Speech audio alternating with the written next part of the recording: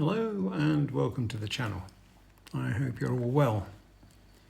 Hopefully you will have had the opportunity to watch my recent video on the river when I fished a club competition, a winter social, and having watched the video it may give you a better insight to my review. During the competition I fished with a new rod, a Maximumcatch Performance Nymph 10-foot 3-weight. I purchased the rod with my own money and therefore I'm not beholden to a sponsor or a supplier with this review. Nonetheless, my comments should be tempered with the fact that I normally fish with a 10-foot 6 rod, which is a 2-weight, and with a moderate to slow action. So what did I get for my money? I got a 4-piece rod with a sectioned bag and a very solid rod tube for storage, and this is what they say about the rod. They say that it is a multi-layer spiral and compression wrap carbon blank. They indicate that the handle is 3A plus grade cork with a unique blue birdwood and aluminium anodized reel seat.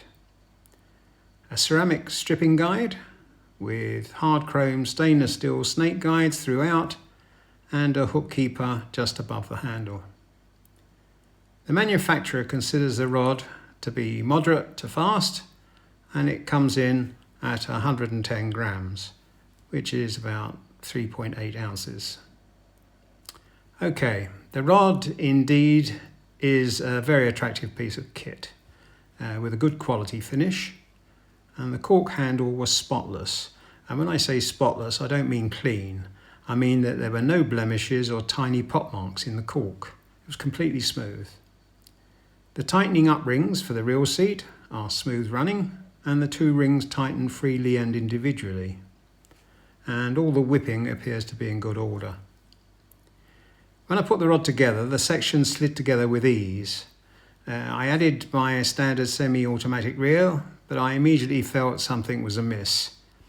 Each joint has a dot alignment, which is functional, but the butt section dot was just slightly out of line with the second section. This is not a huge failing, as a slight twist of the butt section brought the rod back to true. I mention it merely as a warning that the alignment dots on rods are not always perfect. The rod felt top heavy, and I discovered that the fulcrum was a good 3 inches, about 8 centimeters up from the handle, whereas most rods will balance closer to the handle. We strive to find a lightweight reel so that we don't get weighed down with an aching arm during the day's fishing, but a heavier reel may well have improved the balance. For me, the consequence was that I had to hold the rod high up the handle, touching the actual blank to feel comfortably balanced while I was fishing. I can never understand why rod manufacturers have the thirst or stripping guide so far away from the reel seat. Be it an inexpensive or a costly rod, it is, in my opinion, a failing. An extra guide can surely not add noticeable weight or cost to the rod. I don't know. I don't build rods in this modern day. In this instance, it created all sorts of problems for me, with line and leader loops getting caught around the rod and the reel. I spent quite a lot of time undoing tangles during the competition, which is, of course, time sensitive. To figure of 8 the long leader is not generally practical. You could argue that fishing with a long leader and tippet is maybe not the style of nymphing everybody uses, but fishing at 2 and 3 rod lengths distance was challenging. This style of fishing sometimes forces the sections to loosen, but I didn't experience any loosening of the joints at all. Having tested the action of the rod before fishing, I thought that the tip was quite stiff. So I took the precaution of loosening the drag on my reel and fishing with 0.12mm, which is about 6x tippet. I bumped off several trout due to the combination of the rod's stiffness and my force of striking into the fish.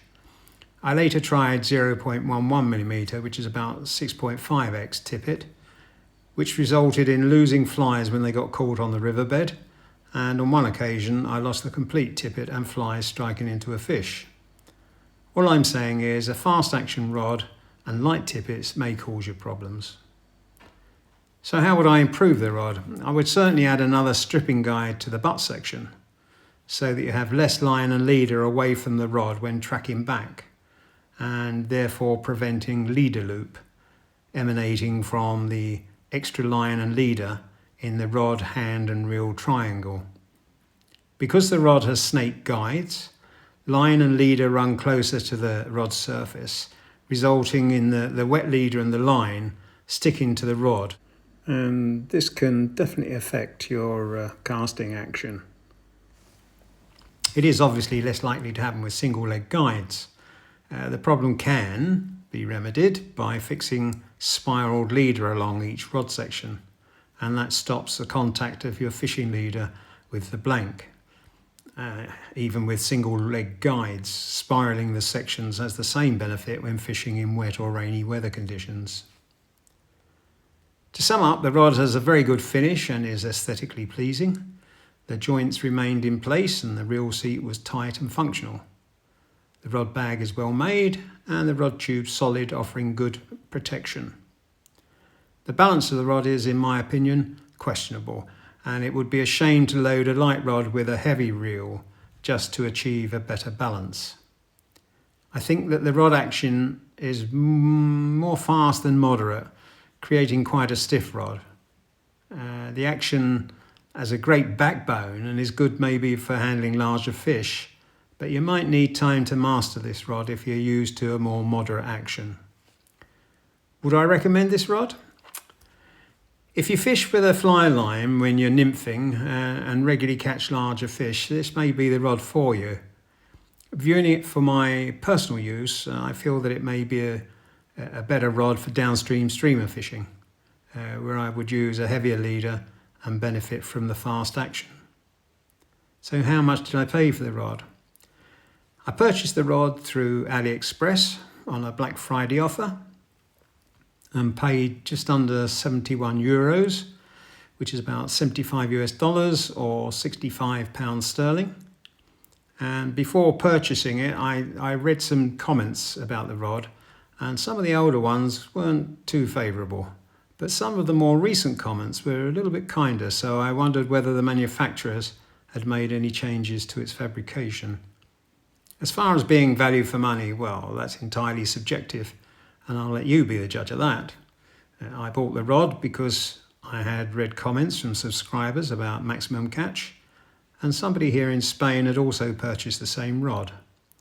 He told me that he was happy with the rod, but as I've said, this is not for me as a nymphing rod. I hope you're able to take something away from this review, and please consider being a subscriber to the channel. Do add a comment, and I'll see you in the next video. Bye.